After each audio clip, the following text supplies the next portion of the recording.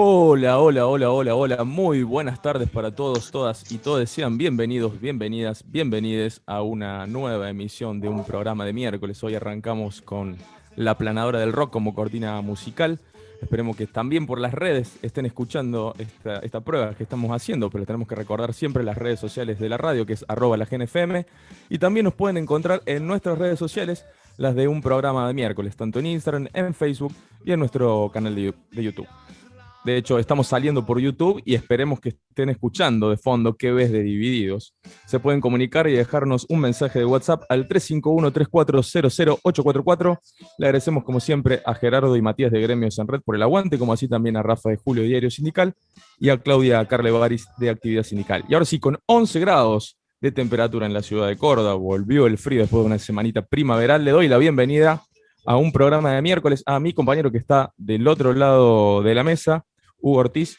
Bienvenido a un programa de miércoles, Hugo. Hola Matías, ¿cómo te va Matías? Un gusto estar otro miércoles con ustedes. Hola Gerardo acá a mi lado. Del otro lado del vidrio está el otro Gerardo, que también es bueno. Así que también saludamos al compañero Gerardo. Y bueno, seguramente vamos a tener un buen programa como todos los miércoles. Esperamos que este programa sea un poquitito, pero apenita un poquitito mejor que el miércoles pasado. La estamos viendo a través del Zoom a la compañera Luciana Córdoba, a la compañera Hilda Busto. Le vamos a dar la palabra a la compañera Luciana Córdoba, que nos salude. Buenas tardes, Luciana, ¿cómo te va? Buenas tardes a todas, a todos y a todes. Que sea, seguramente que va a ser un poquito mejor que el miércoles pasado y que los miércoles anteriores, porque creo que vamos superándonos miércoles a miércoles, ¿no? Bueno, quiero comenzar yo, y disculpen que me adelante con esto, a presentar a la nueva candidata a diputada nacional, la compañera Hilda Bustos. Bueno, que es un honor para nosotros que nos represente a todas las trabajadoras y trabajadores de la provincia de Córdoba. Por fin estamos empezando a ocupar lugares estratégicos en las listas de candidatos en Córdoba, así que bueno, más que una sorpresa, un orgullo y una alegría también, ¿no? Hola, Hilda. Hola, gracias Luciana por esas palabras, conmovedoras palabras, que bueno, retribuyo con un compromiso que es el de trabajar representando a los espacios a los que pertenecemos como mujeres y como organizaciones sindicales, especialmente al movimiento por la justicia social y el trabajo de Córdoba en la CGT regional, a la Intersindical de Mujeres, a la Mesa de Trabajadoras Peronistas, a mujeres sindicalistas que a nivel nacional que están haciendo una hermosa campaña con las precandidatas a diputadas mujeres de los espacios sindicales. Y bueno, es eso, el agradecimiento más grande seguramente va a ser que vamos a dejar todo para que en esta Córdoba tan compleja, tan complicada, tan tan amarilla a veces, tengamos la posibilidad de disputar estos votos tan necesarios para asegurarle al gobierno nacional la mayoría en la Cámara de Diputados y en la Cámara de Senadores. Gracias, compañeras, compañeros, gracias a todos los que nos escuchan. Así es, yo me pliego a la felicitación, al saludo de Luciana y sabemos que vamos a estar más que bien representados y me parece que es un lugar muy bien ocupado y sobre todo que los trabajadores ocupen estos lugares estratégicos, los trabajadores y las trabajadoras, y que sea Hilda representando no solo a los trabajadores y trabajadoras, sino también como mujer para nosotros y para un programa de miércoles. Un orgullo, así que Hilda, bueno, felicitaciones. Así que todos aquellos Perdón, ¿no? Hacía bastante que lo veníamos declamando a Hilda en las listas. Gracias, vos lo sabés, gracias, Hilda, de distintos Matías. espacios. Sí. Gracias de nuevo. Abrazo. Así que, bueno, con esta información, este saludo que tiró Lu, que con eso arrancamos el programa con todo, ahora vamos a presentar a nuestro primer entrevistado, que ya está del otro lado del Zoom. Nosotros lo estamos viendo, quienes estén escuchando por la 107.5 lo podrán escuchar en breve, y le vamos a dar la bienvenida a un programa de miércoles a Marco Aurelio Rosselli, que es director del Instituto Superior Dr. Arturo Jauretche de Buenos Aires, a quien le damos la bienvenida. Buenas tardes, Marco, bienvenido a un programa de miércoles. ¿Qué tal? Buenas tardes a todos, a los oyentes también. Y bueno, como siempre, gracias por la invitación y además felicitaciones por el programa que llevan adelante. Y por otro lado también me enteré lo de Hilda, y es un acto de justicia, primero para una mujer para un militante del campo nacional y popular como es ella. Me parece que es un acto de justicia para todos aquellos que vienen trabajando durante tantos años en la defensa de los derechos de los trabajadores, y es importante que las listas tengan participación de los compañeros y de las compañeras, y sobre todo de Hilda, que representa una cantidad de compañeros allí en Córdoba, y eso nos pone muy contentos, porque a decir verdad, y con una mano en el corazón, hay veces, por supuesto, no estamos muy de acuerdo con algunos candidatos que nos representan en el Frente de Todos, y por eso nos pone muy contentos la presencia en esa lista de la compañera Hilda. Así que es una muy, pero muy buena noticia. Gracias Marco, viniendo de vos, un honor, un orgullo, un compañero con tu trayectoria.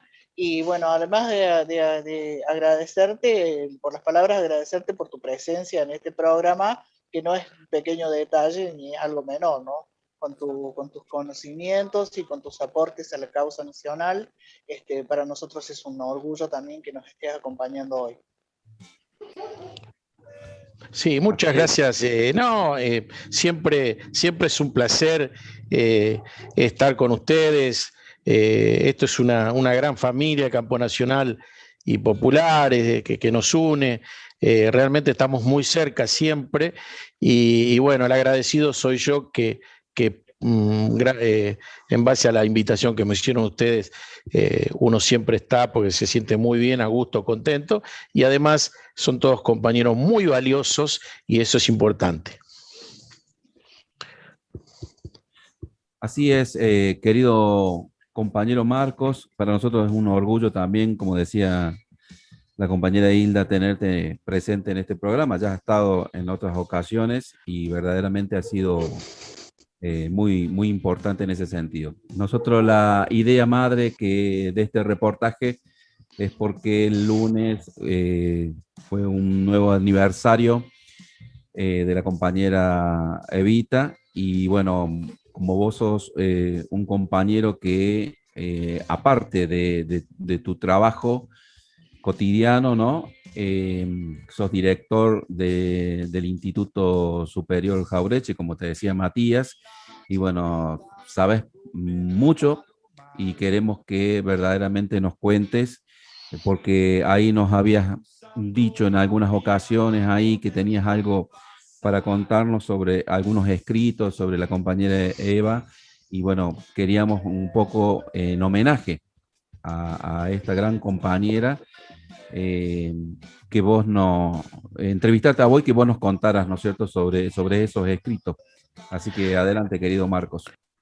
¿Qué tal, Hugo? ¿Cómo andás? Gracias por la invitación, y bueno, siempre vuelvo a insistir, es un enorme placer para mí participar en su programa, porque es un programa espectacular que llevan adelante todos los miércoles y me parece interesante. Sí, por supuesto que vamos a hablar de Evita, y bueno, en un aniversario más del paso a la inmortalidad de la compañera Evita. Hablar de Evita realmente nos emociona mucho, hasta las lágrimas, ¿no?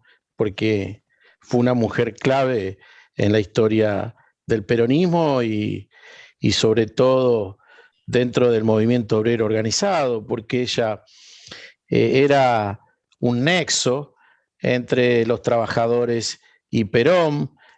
Además, su destacada actuación dentro de lo que fue la Fundación Eva Perón, porque tengamos en cuenta que el gobierno peronista llegaba a todos lados, pero bueno, había lugares que que no podía llegar, y allí estaba la Fundación Eva Perón, donde Evita había trabajado de 12 a 14 horas todos los días.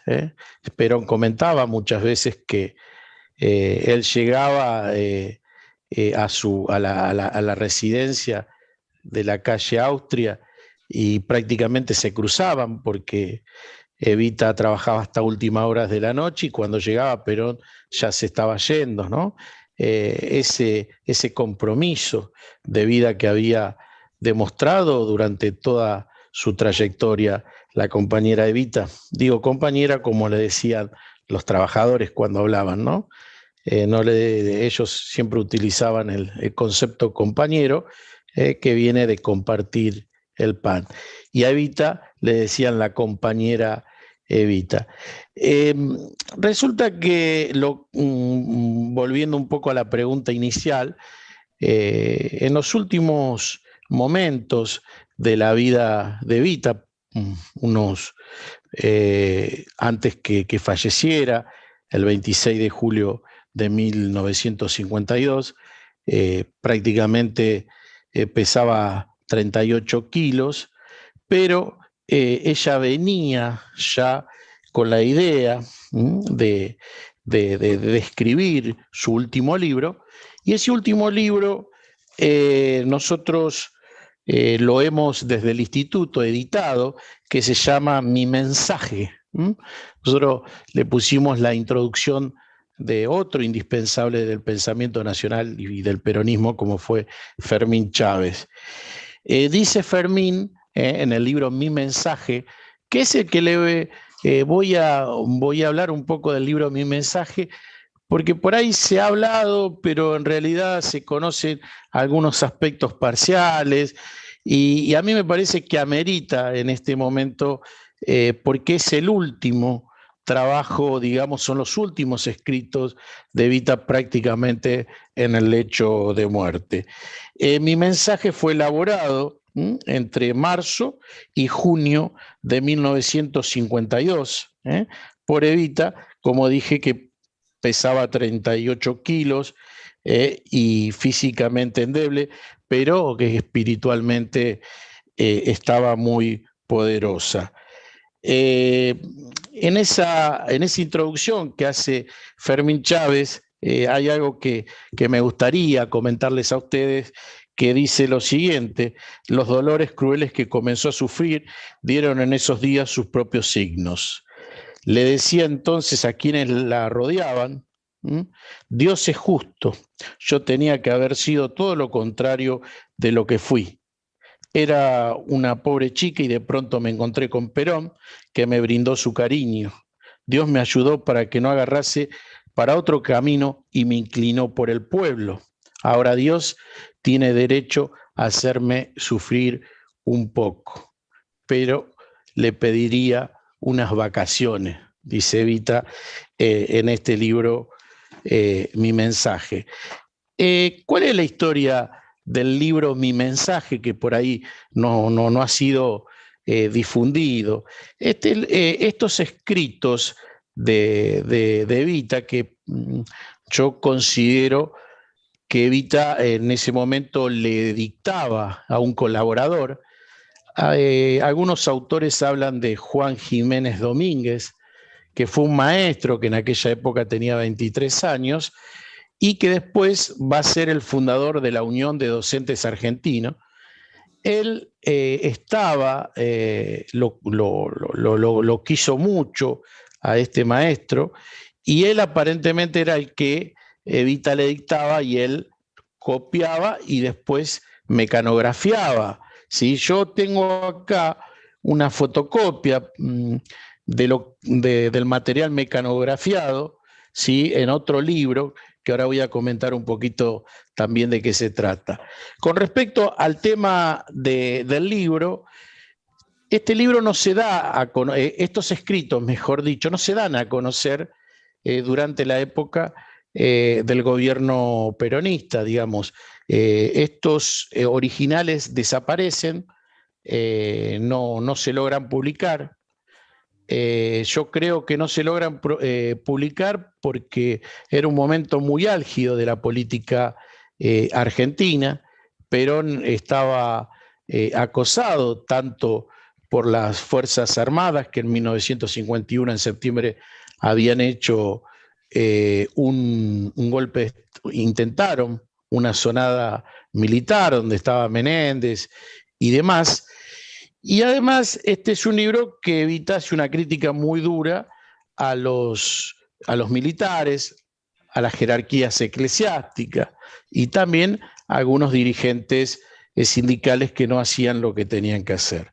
La cuestión que Perón, calculo yo, pienso, infiero, que era un momento muy complejo de debilidad o de dificultad del gobierno. Entonces Perón considera que no es necesario editarlo o dar a conocer.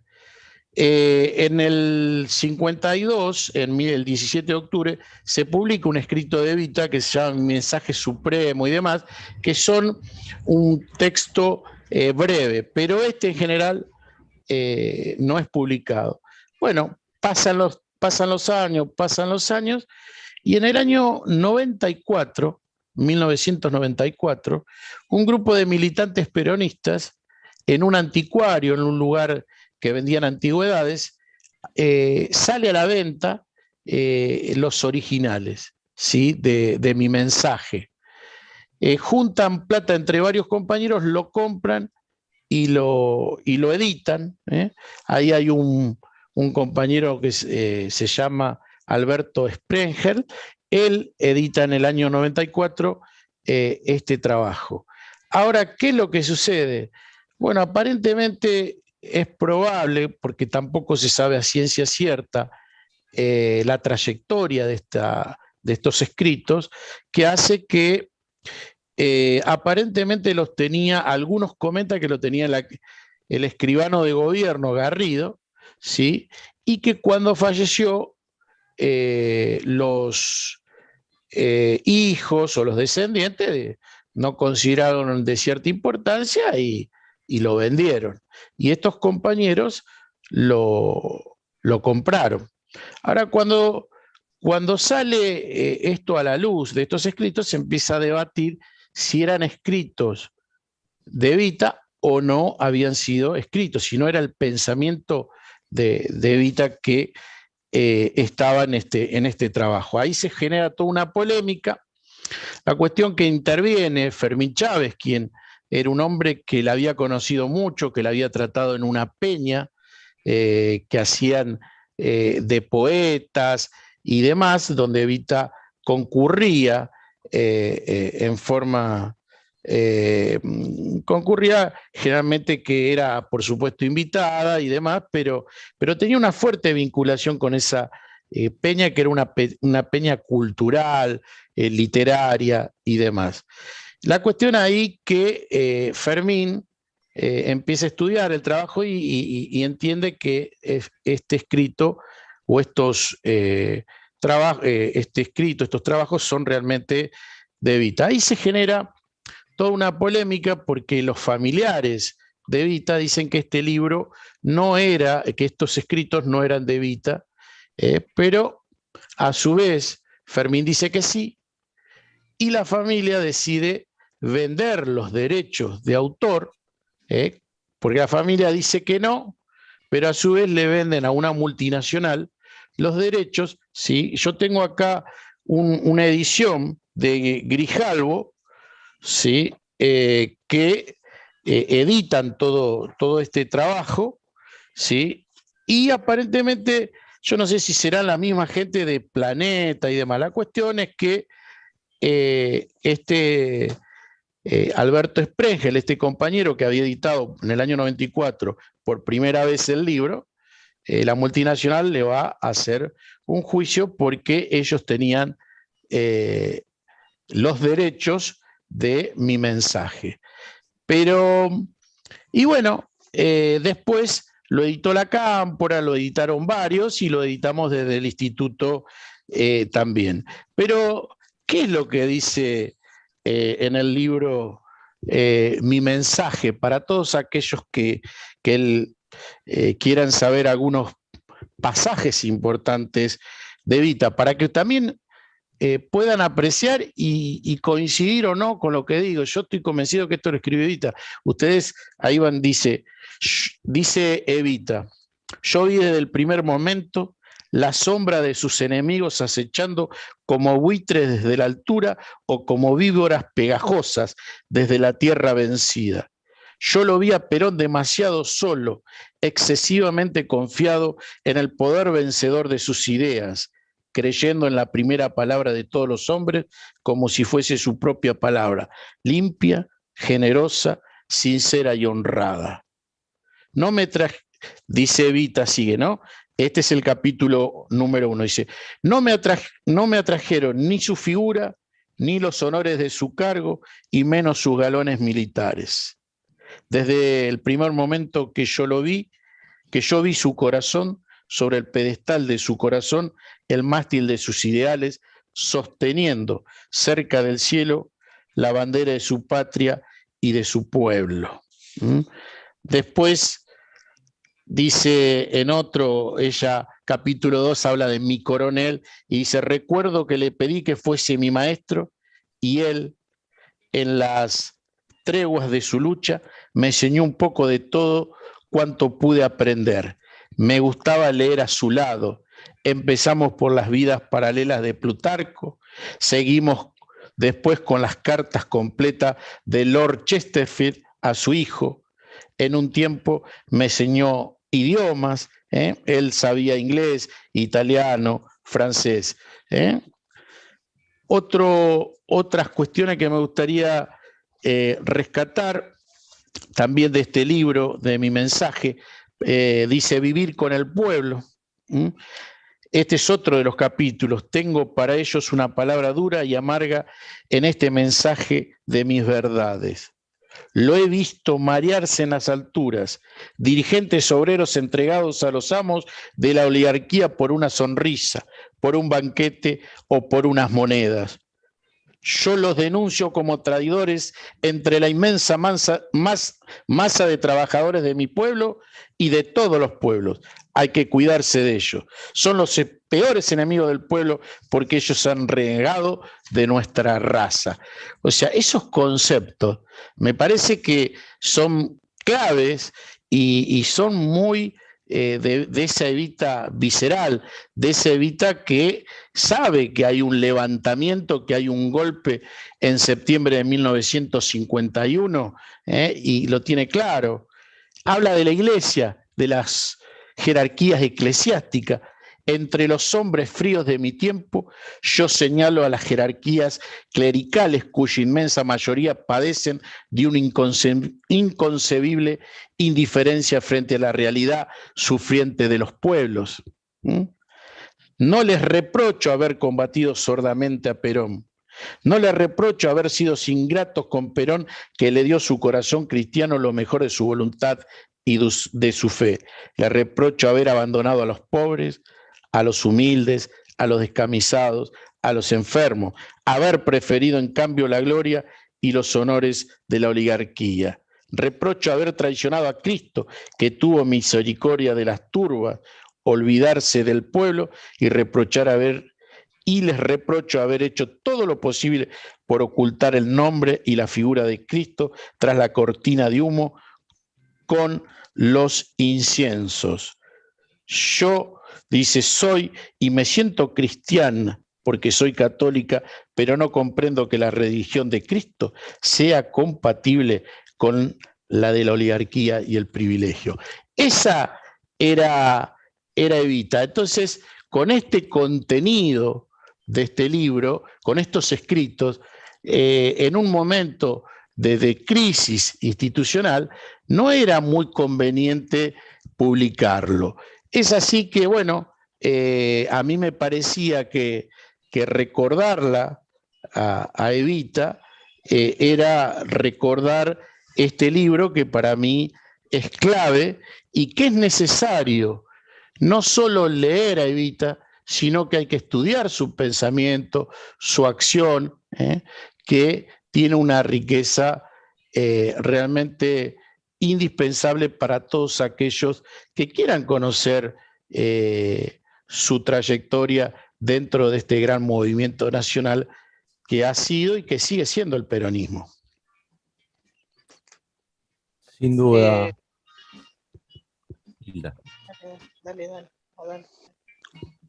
No, sin duda quedará a consideración de cada uno de nuestra audiencia, como decía Marcos, si estos escritos pertenecen a Eva o no, saliendo un poquito de lo escrito y llamando a tu consideración particular. ¿Por qué crees que, si bien hay muchas ideas, ya han pasado tanto tiempo, hay muchas explicaciones, ¿por qué crees vos que Eva todavía sigue teniendo esa fuerza y sigue siendo ese referente para el peronismo aún ya casi 70 años de su desaparición física?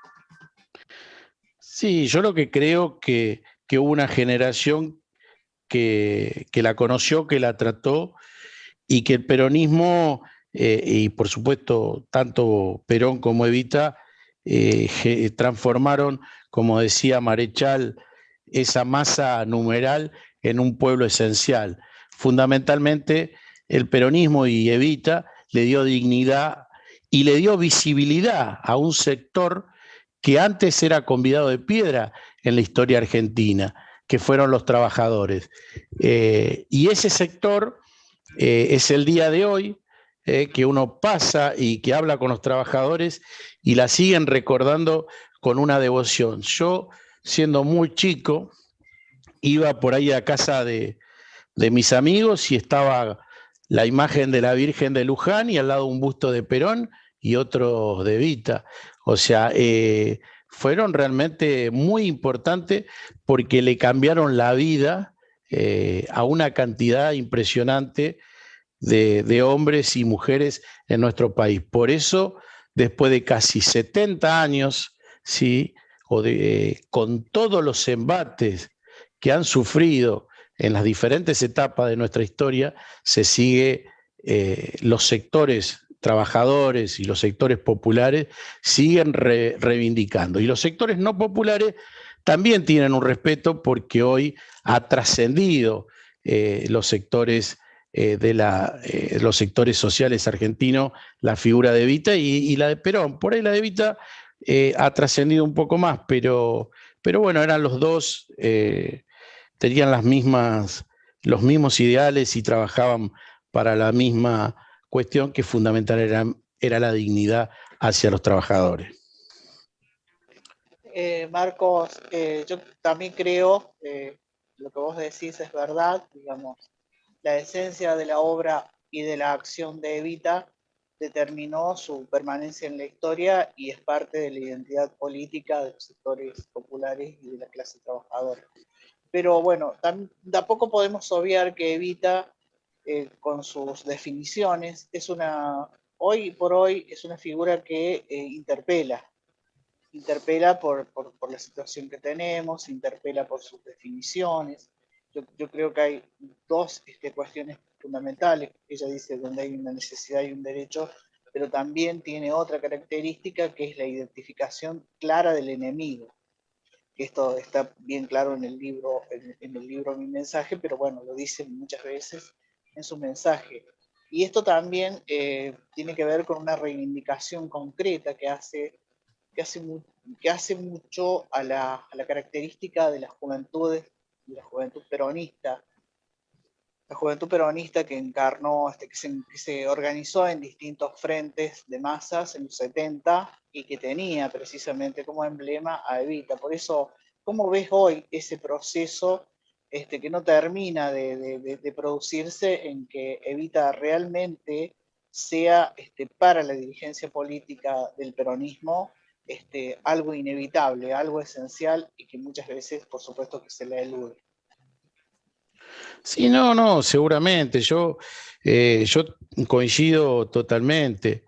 Si nosotros nos quedamos solamente en lo anecdótico y demás, yo creo que la figura de Evita hay que rescatarla desde el punto también, digo, de lo estratégico y desde lo político en la actualidad, ¿no?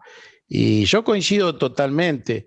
O sea, Evita, a ver, nosotros hacemos una descripción de la obra, del libro y del pensamiento de Evita, pero si eso a nosotros no nos sirve para una construcción hacia el futuro, evidentemente estamos quedando, como dicen algunos, atrasamos. A mí me parece que el legado cultural de Evita tiene que ver con la identificación de dónde están, quiénes son los enemigos del movimiento nacional.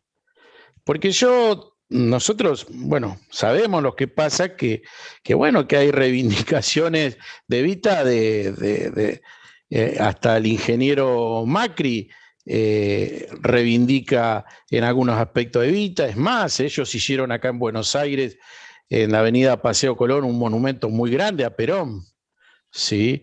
Pero bueno, yo creo que cuando uno dice que hay que estudiar la figura o hay que estudiar los escritos, hay que estudiar a Evita, hay que estudiar a Perón, hay que estudiar los clásicos del pensamiento nacional, lo que nosotros estamos diciendo, miren, esto tiene que servir para que nosotros sepamos dónde tenemos que avanzar y no buscar alianzas como hacen algunos dirigentes que tratan de llegar a determinados lugares de poder vendiendo su alma al diablo. La idea es eso, tener esa claridad, que muchas veces no se da y que a veces nos dan muchos dolores de cabeza porque no podemos entender cómo, con qué alianzas y cómo se manejan algunos dirigentes en la actualidad. Nosotros tenemos una concepción que es clara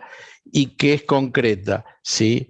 Y bueno, pero hay algunos que no. Y yo creo que Evita debe ser ese faro, ¿sí? Para todos aquellos jóvenes que no la conocieron, ¿sí? Pero que tienen que estudiar, que tienen que leerla, que tienen que profundizar y que sirva como ese faro, como ese mangrullo que nos permita visualizar el futuro y que no permita que se equivoquen o que se desvíen de los objetivos de ese. Yo siempre utilizo el concepto pensamiento nacional y popular, porque creo que el movimiento nacional es amplio. Del movimiento nacional, la vía más importante y más profunda es el peronismo, pero muchas veces hay aliados. Nosotros construimos, el peronismo siempre fue un movimiento frentista, donde en determinados momentos, como uno de las, me puedo acordar de lo que fue el Frente Justicialista de Liberación, donde se suman diferentes partidos. Entonces digo, pero dentro de ese movimiento nacional, y el pensamiento nacional es esa concepción que levanta las banderas claves del peronismo. Y eso hay que trabajarlo, y eso hay que profundizarlo, y el abordaje de Evita, de Perón, de Jauretche, de Scalabrini y demás, tiene que estar bien claro para que no haya ningún tipo de tergiversación de la historia como intentan algunos en la actualidad. Y ese me parece que es el gran desafío que tenemos nosotros. Hay veces que te digo, hay veces, Hilda y compañero, hay veces que nos sentimos, porque en el 2015 fue un golpe muy duro para nosotros, que venimos dando la batalla en el campo cultural y resulta que los argentinos deciden votar otra cosa. Entonces decimos, pero todo el esfuerzo que hicimos, dimos 50.000 charlas, editamos, trabajamos, bueno, también somos respetuosos y decimos, bueno, evidentemente en algo habrá fallado que la mayoría del pueblo argentino votó por esta opción. Pero bueno, es una tarea pendiente. Nosotros, esto no quiere decir que vamos a bajar los brazos, sino que vamos a intensificar el trabajo que tiene que ver con lo cultural, con lo educativo, y apoyando todo lo que tenga que ver con aquellos compañeros, como en este caso tuyo y de diferentes lugares, para aportar un granito de arena. Le recordamos a la audiencia que estamos en diálogo con Marco Aurelio Jaureche, perdón, Marco Aurelio Rosselli, director del Instituto Superior Arturo Jaureche. Le preguntamos. Sí, quería consultarte, Marco, respecto a esta batalla cultural que nombraste, digamos, ¿cómo, si bien dijiste que hay que estudiar Evita, a veces parece que se torna muy difícil luchar contra los grandes medios que acomodan o tergiversan, como dijiste vos, la historia para el lado que les conviene? ¿Crees que esto que dijiste de la derrota del 2015, que hay que reforzar ciertos puntos para que eso no vuelva a suceder? Sí, yo creo que sí. La batalla en el campo de los medios masivos de comunicación, ahí el gobierno nacional tiene que tratar de brindar ayuda, colaboración a todos los medios cooperativos. No, digo, qué sé yo, radios como La Gráfica, programas como el de ustedes, o sea, porque si no la batalla es muy desigual. ¿Sí? Nosotros desde el Instituto Jaureche se nos hace muy difícil sostener lo que venimos haciendo. Lo hacemos porque nosotros estamos acostumbrados, pero nosotros no tenemos ninguna ayuda ni del gobierno municipal, ni del gobierno provincial, ni del gobierno nacional. Entonces, nosotros vemos que muchas veces se subvenciona, vemos que se ayuda instituciones que realmente no lo necesitan y que están en las antípodas del pensamiento. Yo no digo que bajen, pero a mí me parece que el Estado tendría que priorizar esos medios cooperativos, ¿sí? Y tratar de brindarle, y que de esa manera ver si se puede dar una cierta batalla en el campo comunicacional. Y hay veces no se da esa situación. Entonces, hay veces que, repito, que uno tiene un cierto temor a que se vuelvan a cometer errores del pasado.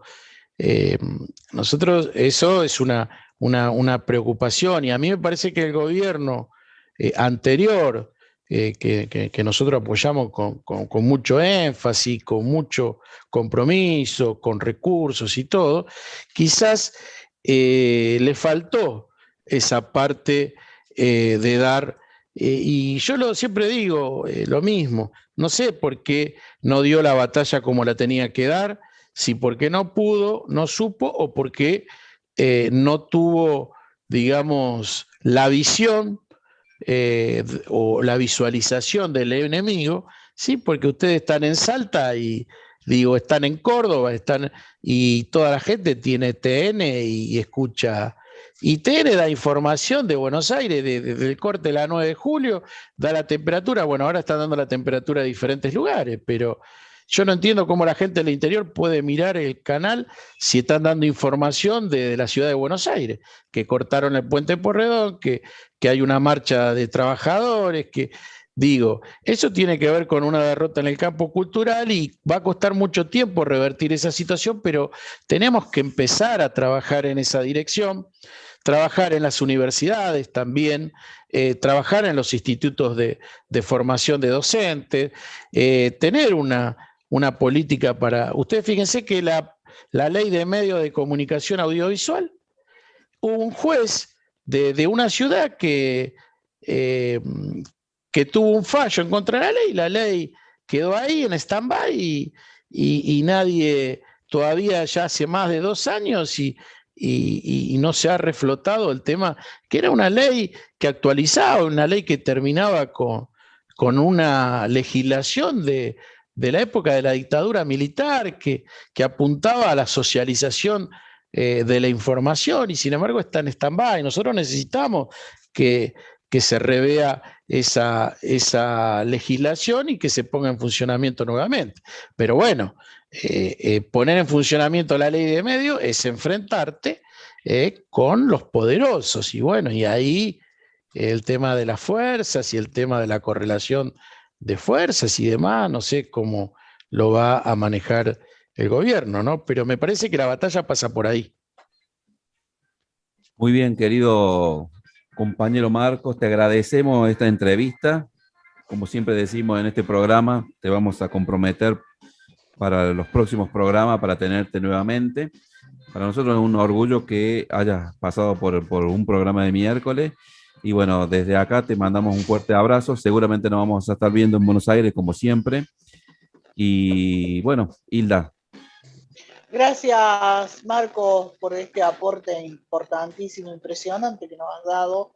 Yo creo que sí, lo que vos decís es real, esto de la batalla que hay que dar en los medios, porque es precisamente en el lugar donde se ha generado esta verdadera manipulación de la opinión pública que llevan adelante, no son los medios, los medios representan determinados poderes y yo creo que contra eso tenemos que mejorar las herramientas.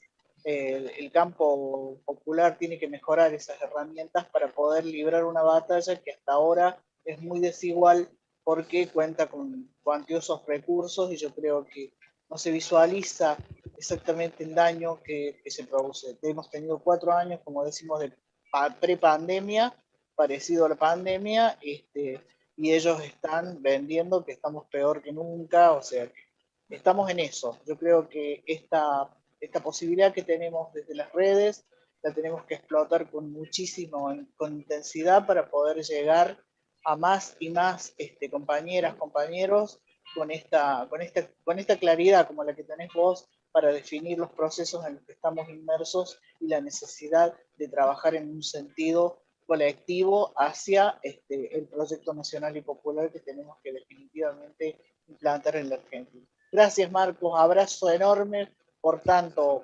aporte. Bueno, Hilda, te mando un fuerte abrazo a vos, a Huguito y a todos los compañeros integrantes del programa que lo hacen tan bien y quedamos a disposición. Y bueno, cuando pueda me voy a dar una vuelta por allá por Córdoba. Te esperamos, un saludo a todos. Te esperamos. Gracias, abrazo.